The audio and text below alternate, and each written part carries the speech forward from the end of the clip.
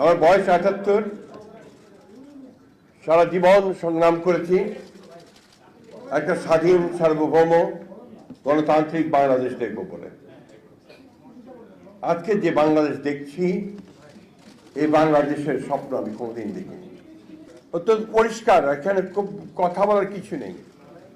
আজকে daily star নয়, প্রথম আলো নয়, আজকে গণতন্ত্রের উপর আঘাত এসেছে।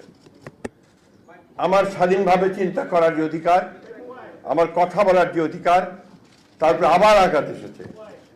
জুলাই যুদ্ধের উপর আঘাত এসেছে, কারণ জুলাই যুদ্ধ ছিল এই দেশের মানুষের অধিকার প্রতিষ্ঠার যুদ্ধ।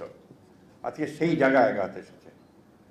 তাই আমার অনুরোধ আপনাদের কাছে, কোনো রাজনৈতিক চিন্তা দল নয়, সংগঠন নয়, সকল গণতান্ত্রিক মানুষের এখন এক হওয়ার সময় এসে গেছে। আমরা যারা অন্ধকার থেকে আলোতে আসতে চাই, আমরা যারা আমাদের বাংলাদেশকে সত্যিকার অর্থেই একটা স্বাধীন সার্বভৌম গণতান্ত্রিক বাংলাদেশ হিসেবে দেখতে চাই, তাদেরকে আজকে শুধু সচেতন হলে চলবে না, রুখে দাঁড়াতে হবে। এখন রুখে দাঁড়ানোর সময় এসে গেছে।